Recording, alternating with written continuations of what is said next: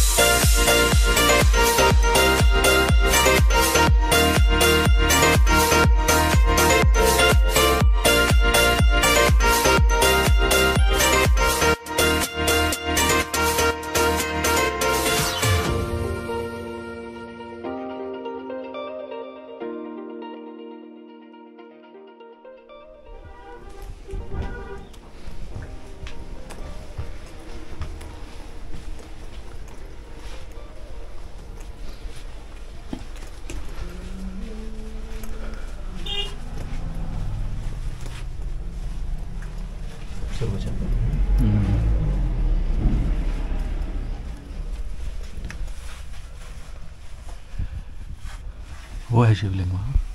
नहीं, मैं देख रहा हूँ इधर भी एक गुफा जा रही है। अभी चाहे पानी का रास्ता रहा वो ये है।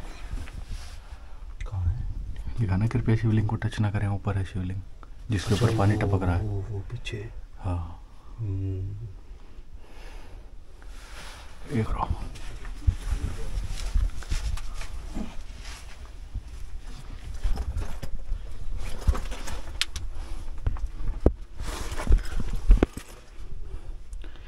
इधर से भी छोर नहीं दिखाई दे रहा है गुफा का। बहुत छोटी गुफा है, मतलब छोटी से मतलब सकरी। इधर भी कोई छोर नहीं है। मैं भी नहीं गया इसका प्यास तो सर नीचे रखा है दोस्त। सर नीचे रखा मैंने कितना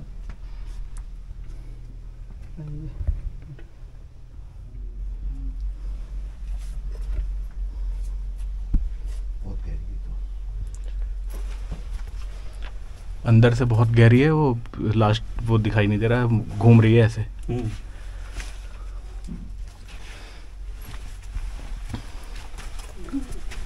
आ जाओ,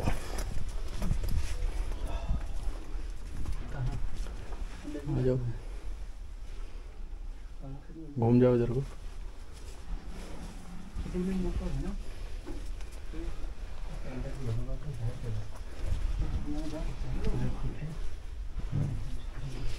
आ जाओ।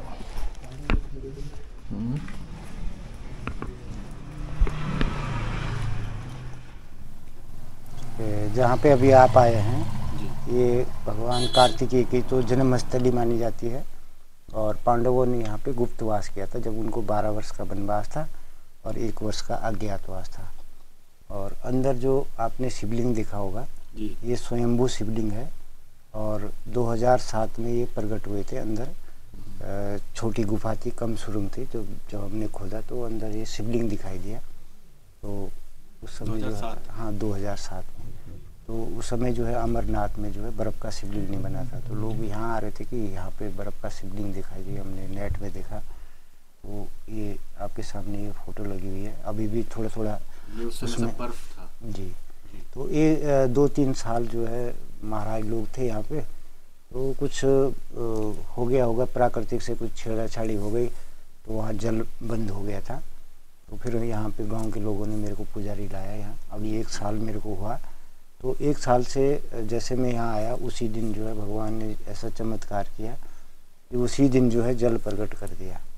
और अब धीरे धीरे करके वहाँ पे वो पूरे बर्फ़ के बन रहे हैं। अभी कुछ क्षेत्र बना है बर्फ़ का, और इसी क्षेत्र में मतलब वो जितना वो एरिया है इसी में जो है बर्फ़ बनती है जी। और ये प्राकृतिक है। तो पांडवों के लिए ये भी बोलते हैं कि जब महाभारत जब समाप्त हुआ तब वो दोबारा इस क्षेत्र में आए, तो यहाँ 1.25 लाख शिवलिंग जो है इस क्षेत्र में स्थापित किए। तो इस क्षेत्र का जो नाम था केदारखंड में केदार मंडल। तो हाँ, व्यास जी की सलाह से ही पांडव इस क्षेत्र में आए थे। तो इस क्षेत्र में 1.25 लाख शिवलिंग जब स्थापित किए थे पांडवों ने, तो उनको जो है नंदी के रूप में भगवान शिव जी के दर्शन हुए थे। तो यहाँ से जो है पहले पांडव लोग जो है इधर से जब भगवान के पीछे वो भागे, क्योंकि भगवान को स्पर्श करना था, भगवान ने दर्शन तो दे दिए थे। तो एक केदार कांठा एक जगह है, तो वहाँ भगवान रुकना चाह रहे थे। तो जैसे प्रातः का समय हुआ तो गाय माता ने देखा कि नंदी जी जा रहे हैं, तो उन्होंने एक आवाज़ लगाई। अब नंदी जी ने सोचा कि यहाँ तो हज़ारों गायों का चुगान है, मैं यहाँ पे भी नहीं रुकता, तो वहाँ रुकना चाह रहे थे भगवान। तो वहाँ से यमुनोत्री गंगोत्री पार करके तो केदारनाथ में पहुँचे, तो वहाँ भैंसे का रूप धारण किया भगवान ने। तो जब वो धंसने लगे धरती के अंदर, तो उन्होंने पूँछ वाला हिस्सा पकड़ा था, और तब उसके बाद वो स्वर्गारोही गए। तो यहाँ का मतलब बहुत प्राचीन है। जैसे अभी लाखामंडल आप जाते हैं तो वहाँ पे बहुत सारे शिवलिंग, बहुत सारे अवशेष जो अभी भी मंदिर प्रांगण में खुदाई में ये मिलते रहते हैं। तो लाखों शिवलिंगों की यहाँ पे बल स्थापना हुई। वो तो देख ही लिया। जी जी।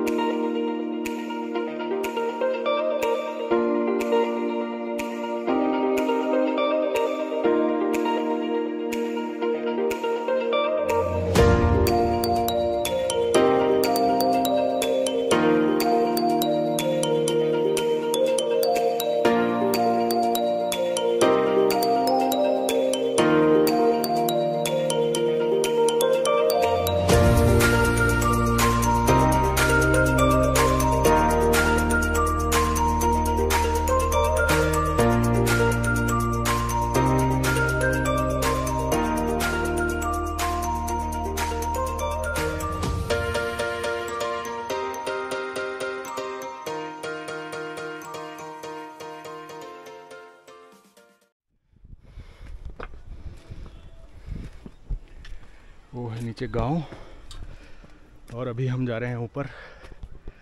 गुफा है, 2 गुफा हैं, एक कुआं है। वो कुआं और गुफा देखने वो लाखामंडल से इतना ऊपर।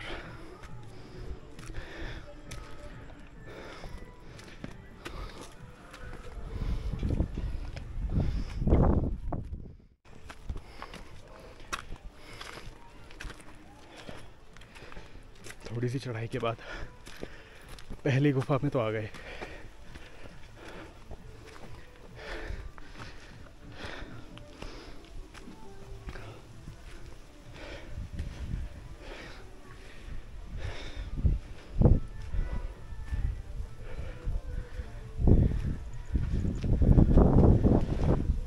जय श्री हनुमान।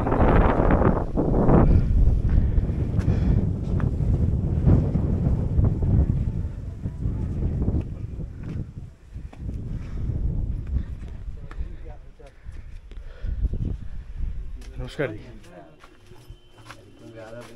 कि हम लोग सीधा आते हुए भी हम लोग ऊपर में भाई चमगादड़ है अंदर, चमगादड़ है अंदर। कहाँ है? उड़ गया अंदर, चला गया।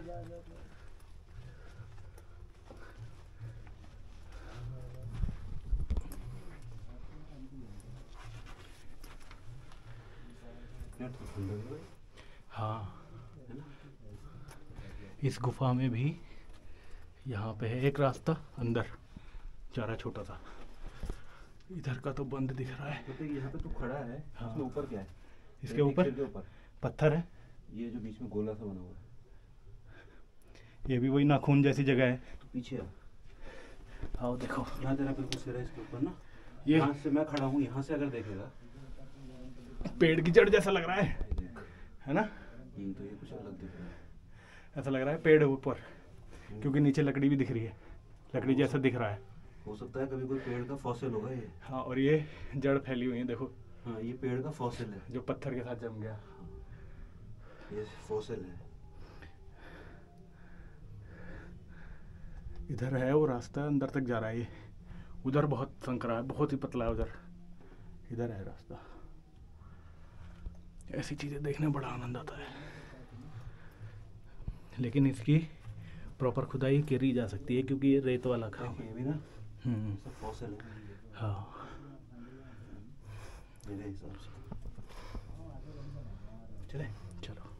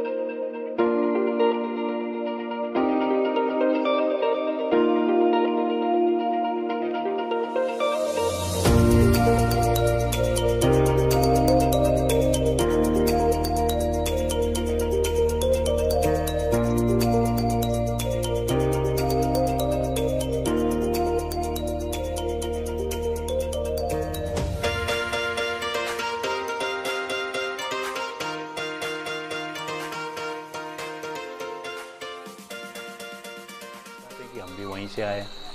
तो अभी तो मुझे लगता है कि इस गांव का जो मतलब एक अनुमान में लगा रहा हूँ तो 500 साल हम लोगों को हो गए यहाँ पे।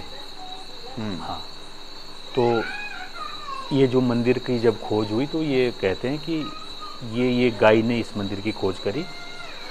और गाय भी वो नदी पार से आती थी, उत्तरकाशी जिले से आती थी। और एक गांव है उधर गढ़ के नाम से एक गांव है, तो गढ़ नाम का ये गांव है जी। और बल्कि यहाँ से दिखता नहीं है और इसी पहाड़ पे है वो गांव। तो उनका इस मंदिर पे कब्जा था। तो जब ये कि जब आपने देखा होगा मंदिर पे 2007 में ये खुदाई हुई, देखा भी होगा आपने मंदिर में, जहाँ पे वो शिवलिंग बहुत सारे निकले हुए उस तरफ। हाँ, जो ब्रैकेटिंग रेलिंग हाँ रेलिंग लगी हुई है। तो वहाँ पे जब खुदाई हो रही थी तो हमने उसमें मजदूरी करी जी। 60 रुपये में कुछ ऐसा, 70 रुपये में मजदूरी करी हम लोगों ने। 2-3 महीने तक खुदाई चली पुरातत्व विभाग की तरफ से। तो वहाँ पे अनेकों शिवलिंग निकले जो आपने देखे हैं। तो उसमें एक हंडी भी निकल के आई जी। अच्छा। हाँ, हंडी निकल के आई, इतना बड़ा, लगभग 2 किलो के आसपास हंडी निकल के आई। तो उसको जो है हमने सापुत थी हंडी, टूटी हुई तो बहुत आ रही थी, लेकिन सापुत हंडी एक ही मिली। उसको हमने क्या करा जी कि लकड़ी से साफ करके, मिट्टी भरी हुई थी अंदर, उसमें से सिक्के झड़ने लगे जी। सिक्के झड़ने लगे तो वो सिक्के निकले तो सभी लोगों ने देखे जी। अब जो उधर साहब लोग थे उन्होंने बोला यार इधर ऐसे नहीं करने का, सब इधर जमा करो। अब उन्होंने हमसे जमा करा लिए जी सिक्के वो।